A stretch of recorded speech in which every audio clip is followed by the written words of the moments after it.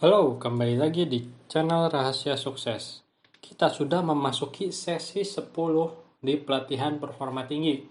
Ini berarti kamu sudah melewati 75% dari proses pelatihan ini karena totalnya ada 12 sesi ya. Dan kita pada sesi 10 ini kita akan membahas mengenai rumus atau formula dari persuasion. Persuasion adalah membujuk mungkin ya atau mengajak. Dan rumusnya adalah ini. Acknowledgement ditambah ambisi dikali affect. Acknowledgement itu adalah pengakuan, ambisi affect itu adalah pengaruh.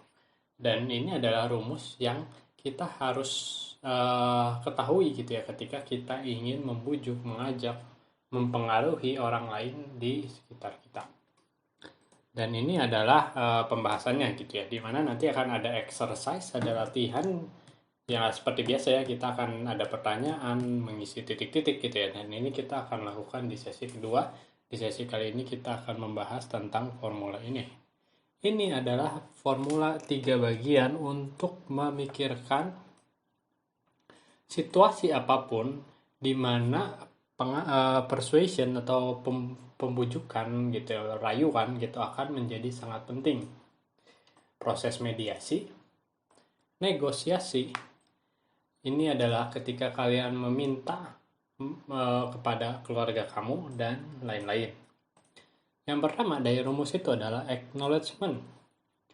Nah, ini adalah fondasi dari semua persuasion, semua ajakan tergantung pada kemampuan kita untuk mengakui orang lain. Jadi kita salah satunya adalah dengan mendengarkan gitu ya, dan kita mungkin mengetahui gitu ya orang itu keahliannya apa, kemampuannya apa gitu ya, dan kita menganggap orang itu penting dan kita merendahkan diri, tentu itu akan menjadi suatu fondasi yang bagus gitu ketika kita akan melakukan persuasi seperti itu. Nah, untuk secara eksplisit menjelaskan tentang pengertian kita dan mengapresiasi untuk realita mereka gitu, realita yang mereka hadapi. Kita harus juga mengakui yang namanya tantangan-tantangan dari orang, masalah-masalah gitu ya, masalah orang lain, mungkin pergumulan dari orang lain gitu, dan suksesnya mereka seperti itu. Nah, sebelum kita harus membuat suatu bujukan kepada mereka.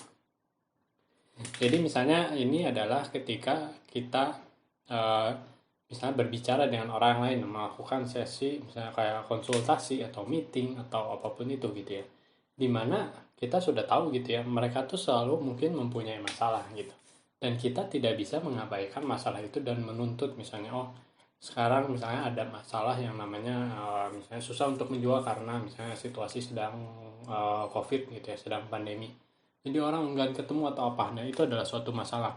Kamu tidak bisa menyelesaikan masalah tanpa kamu mengakui kalau adanya masalah tersebut gitu. Namanya lagi pandemi ya, mungkin pasti ada seharusnya penyesuaian, dan kamu harus meng-acknowledge atau mengakui dari problem-problem tersebut. Dan tentunya ketika kamu bisa memberikan solusi, itu akan menjadi sangat-sangat yang baik gitu. Dan yang kedua adalah ambisi. Selanjutnya, kita harus juga melihat dari ambisi mereka untuk masa depan yang lebih baik gitu.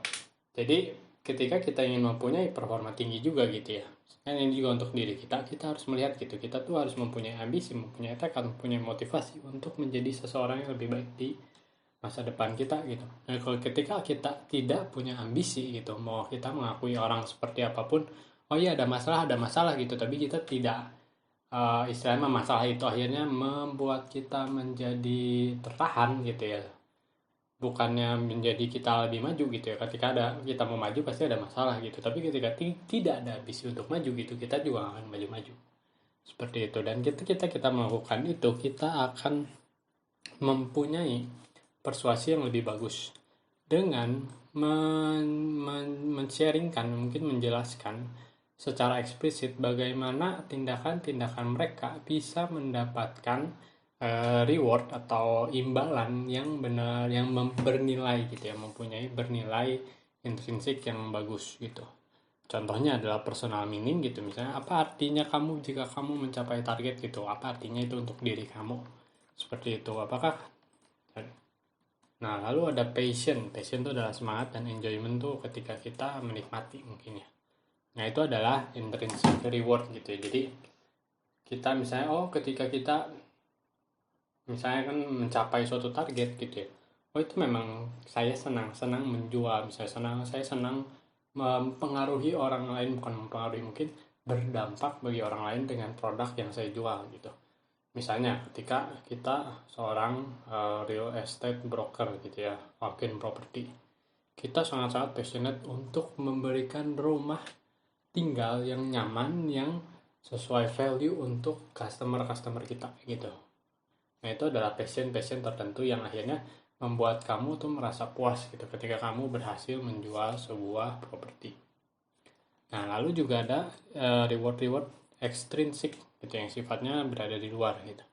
Misalnya contoh pengakuan sosial atau reward hadiah-hadiah seperti status, uang, kekuasaan, penghargaan, popularitas sosial, dan apresiasi. Nah, ini juga tentunya akan kamu dapat gitu ya ketika kamu mempunyai ambisi, dan kamu misalnya ambisi itu bisa dibentuk dari yang tadi gitu ya. Kamu bisa menanyakan apa sih reward intrinsik yang akan kamu dapat dan extrinsic reward yang kamu akan dapat. Dan ketika kamu menginternalize itu gitu ya, kamu menilai namanya pain and pleasure-nya gitu, gimana kamu bisa membayangkan gitu ya betapa sakitnya misalnya ketika kamu nggak mencapai target gitu ya. Ketika kamu nggak mencapai target, apa dampaknya gitu ya. Misalnya saya tidak akan bisa memberi liburan untuk keluarga yang nyaman gitu ya, ke luar negeri seperti itu. Istri saya akan sedih seperti itu. Nah, ketika kamu misalnya membuat pain itu semakin makin lebay gitu ya, dan kamu mempunyai reward yang makin tinggi gitu ya, pleasure-nya gitu, dan tentunya itu akan membangun ambisimu. Dan yang ketiga adalah efek adalah kayak pengaruh seperti itu ya. Akhirnya kita harus kita harus mendasarkan dari setiap komunikasi kita ini dengan sebuah pengaruh atau emosi. Atau efeknya mungkin dari affection gitu ya. Nah, kita harus menceritakan, berbagi cerita-cerita atau menggunakan nada kita gitu ya, tone kita untuk membuat orang lebih diinginkan untuk melakukan sesuatu di level emosional. Nah, itu yang tentunya paling penting gitu ya. Jadi ketika kita mempunyai suatu tujuan dan kita membuat itu menjadi suatu yang emosional gitu ya, tingkatan emosionalnya gitu ya. Gimana kalau kamu misalnya menderita jika kamu tidak mencapai A seperti itu, dan gimana kamu bahagianya gitu ya ketika kamu mencapai hal-hal seperti itu gitu. Ketika kamu membayangkan itu, tentunya itu akan sangat-sangat berpengaruh dari level persuasi kamu. Dan inilah rumus dari persuasi. Oke, sampai di sini dulu video ini. Jangan lupa like atau komen jika ada yang kalian tanyakan, share dan diskusikan dengan teman kalian. Dan yang terpenting, tekan tombol subscribe. Sampai bertemu di video selanjutnya. Terima kasih.